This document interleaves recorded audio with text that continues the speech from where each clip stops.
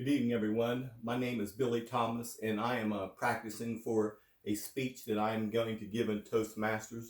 The title of the speech is James Brown Made Me Cry.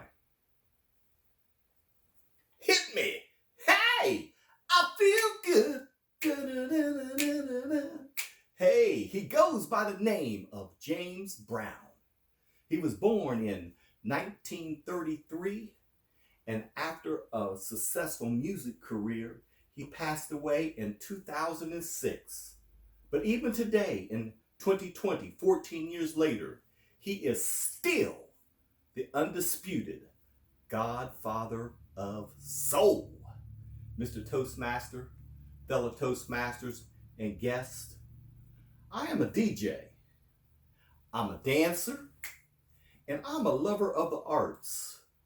And I must profess to you right now that James Brown music has been a soulful sounding symphony in the playlist of my life. James Brown, tonight I want to share with you 3 examples of how James Brown impacted my life. One of those examples was so impactful that it made me cry. Let me take you to 1966. I was 13 years old and take you to Zanesville, Ohio, to the community center. And I heard this sound, this thumping coming from the activity center in the back of the community center. And when I peeked in, I saw this local R&B group playing. Their name was the Chancellors. And I can remember Paul Myers playing that boom, boom, boom, boom bass guitar. And I can remember Emery Myers playing the regular guitar. But I specifically remember the lead singers. The lead singer was Steve Brown and Phil Palmer. And those guys could jam. I can remember this one song they would sing by James Brown called There Was a Time. He says, sometimes I laugh, sometimes I clown, he says. But you can bet you haven't seen nothing yet until you see me do the James Brown. Ow! And I tell you, Steve would be dancing and doing his moves, and Phil Palmer would be playing the tambourine and singing that background. Fellow Toastmasters, oh, I was so excited. I was just thrilled. Matter of fact, my face started to get flushed. My eyes started to well up. But you know what? It did not make me cry. Fast forward a couple more years to 1968. I was 15 years old.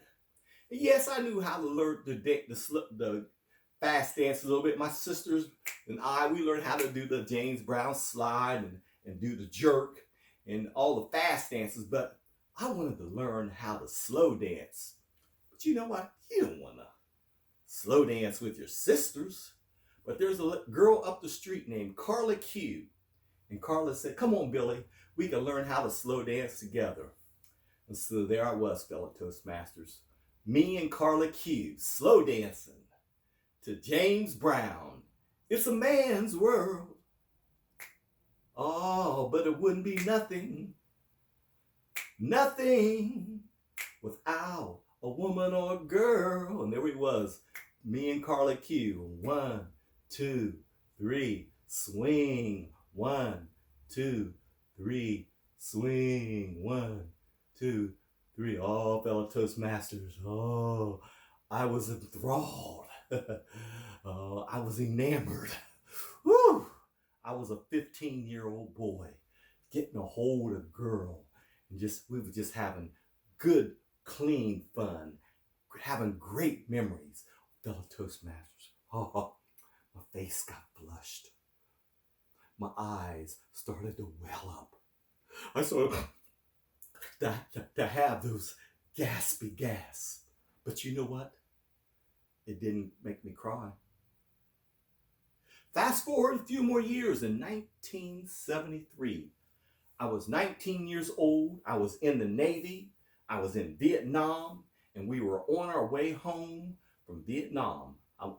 Just coming in, we were about 30 miles off of the coast of San Diego, and I had this radio, And I tuned the radio in, and all of a sudden I finally got a signal, and guess who was on the radio? James Brown, you guessed it, singing "When You're Down and Out in New York City." He said, "Give me a dime, boy. Give me a dime, boy." And you know what, fellow Toastmasters?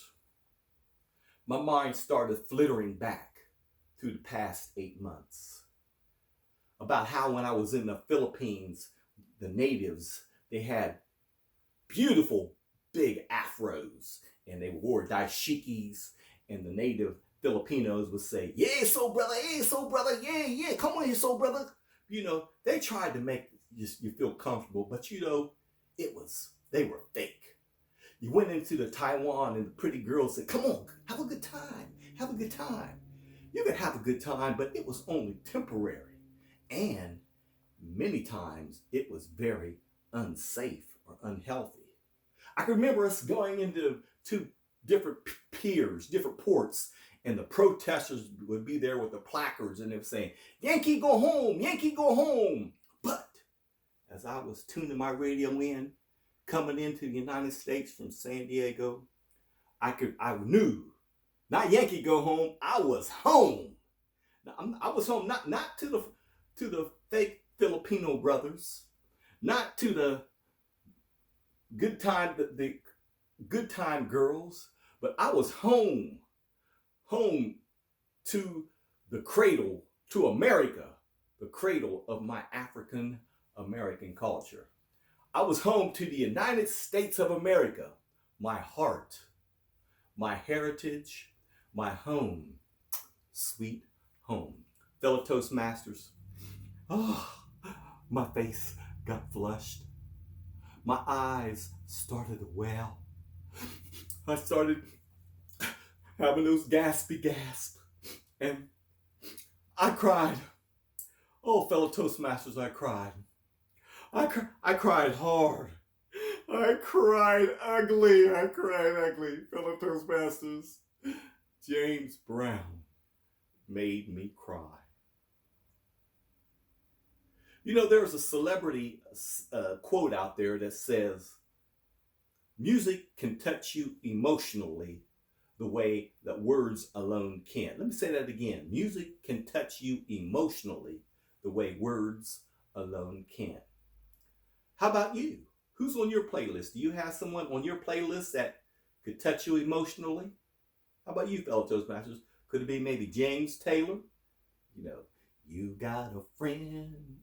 Or maybe Mariah Carey, "We Belong Together." Or how about some Elvis? "Are You Lonesome Tonight?" Whoever it is, fellow Toastmasters, whoever's on your playlist, I hope that they give you a chance to feel your face start to get flushed. Feel your eyes start to well up. To hear yourself making those gaspy gasps. Fellow Toastmasters, I hope you have a chance to be impacted emotionally to the point that it makes you cry. Thank you.